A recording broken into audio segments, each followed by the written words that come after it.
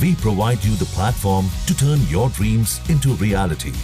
Give wings to your aspirations with KR Mangalam University. देखिए, एक हिंदी में कहावत है, एक पे एक 11, और दूसरी कहावत है 9-2-11। लेकिन अगर दिल्ली की सरकार के 11 साल और उत्तर प्रदेश की सरकार के लगभग 9 साल इन दोनों को जोड़ दें तो 20 साल का लेखा जोखा सरकार को देना पड़ेगा जनता के बीच में क्या किया है। जो गांव गोद लिए जाते हैं और अगर लिए हुए गोद जो गांव हैं उनकी तस्वीर न बदले तो कहीं ना कहीं प्रश्न लगता है, और अगर प्रश्न लगाने का काम कोई कर रहा है तो वो उत्तर प्रदेश की सरकार है। अगर प्रधानमंत्री जी ने गोद लिया गांव और उस गांव की तस्वीर नहीं बदली तो प्रश्न लगता है उत्तर प्रदेश की सरकार पर।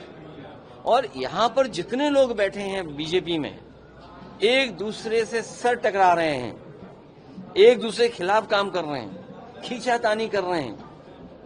कौन सा विभाग है जिसमें खींचातानी न चल रही हो? और सोचिए 11 साल की यही उपलब्धि होगी कि एक आईएएस को अंडरग्राउंड होना पड़ रहा है, और 2027 के बाद आपको बहुत स्थायी डीजीपी मिलेंगे। देखिए, एक हिंदी में कहावत है, एक पे एक 11, और दूसरी कहावत है 9-2-11। जो उत्तर प्रदेश की जनता, मैं सवाल 11 साल का नहीं कर रहा हूं, ये 11 साल आपके लिए हो सकते हैं, लेकिन अगर दिल्ली की सरकार के 11 साल और उत्तर प्रदेश की सरकार के लगभग 9 साल इन दोनों को जोड़ दें तो 20 साल का लेखा जोखा सरकार को देना पड़ेगा जनता के बीच में क्या किया है। और वो तमाम आंकड़ों पे बहस करनी पड़ेगी कि हम शिक्षा के क्षेत्र में कितना आगे बढ़े हैं, हम बेरोजगारी में कितना पिछड़ गए हैं, हम रोजगार देने में कितना कामयाब हुए हैं, हम जो इन्वेस्टमेंट लाना चाहते थे हम इन्वेस्टमेंट कितना लाए हैं भारत सरकार और उत्तर प्रदेश सरकार ने मिलकर के। और उत्तर प्रदेश के लोग तो ज्यादा आकलन इसलिए करेंगे क्योंकि देश के प्रधानमंत्री यहां से हैं, और जो योजनाएं चल रही हैं उससे नहीं लगता है कि दिल्ली और लखनऊ में कोई तालमेल है। ये बात मैं नहीं कहना चाहता हूं, वो योजनाओं में दिखता है। जो गांव गोद लिए जाते हैं और अगर लिए हुए गोद जो गांव हैं उनकी तस्वीर न बदले तो कहीं ना कहीं प्रश्न लगता है, और अगर प्रश्न लगाने का काम कोई कर रहा है तो वो उत्तर प्रदेश की सरकार है। अगर प्रधानमंत्री जी ने गोद लिया गांव और उस गांव की तस्वीर नहीं बदली तो प्रश्न लगता है उत्तर प्रदेश की सरकार पर। और यहां पर जितने लोग बैठे हैं बीजेपी में, एक दूसरे से सर टकरा रहे हैं, एक दूसरे के खिलाफ काम कर रहे हैं, खींचातानी कर रहे हैं।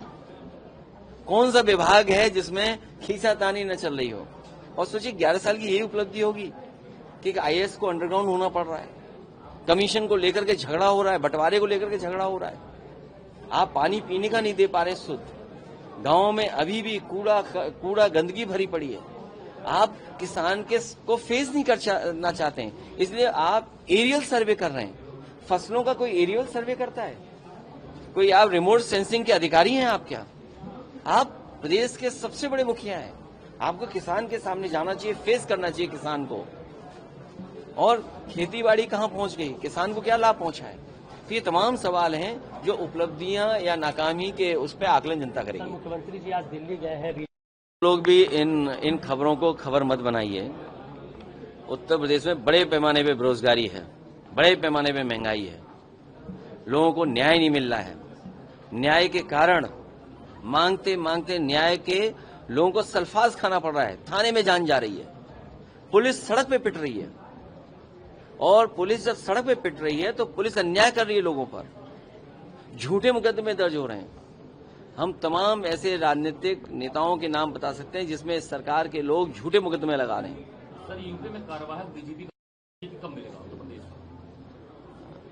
में? स्थायी सरकार जब होगी तब और 2027 के बाद आपको बहुत स्थायी डीजीपी मिलेंगे। सर, आपने शिक्षा की बात की, लेकिन पढ़ाई नहीं पूरी हो पा रही, उनको ये जो पढ़ाई छोड़ना पार्टी के तहत एडमिशन में नहीं मैं दोनों लोगों को इसलिए भी बधाई दूंगा कि जहां समाज की सेवा कर रहे हैं वहीं शिक्षा के क्षेत्र में बहुत बड़ा बदलाव ये परिवार लेकर के आया है।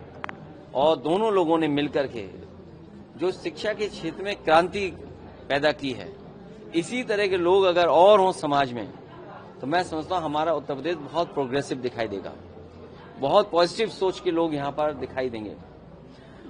जहां तक सरकारी योजनाओं का सवाल है, ये सरकार रूढ़िवादी लोगों की है, इसीलिए शिक्षा के क्षेत्र में जितना ध्यान देना चाहिए नहीं दे रहे हैं, और इसीलिए शिक्षा महंगी कर रहे हैं, जिससे गरीब आदमी शिक्षित न हो पाए। जनता पूरी तरह तैयारी है, भारतीय जनता पार्टी बेईमानी न करे।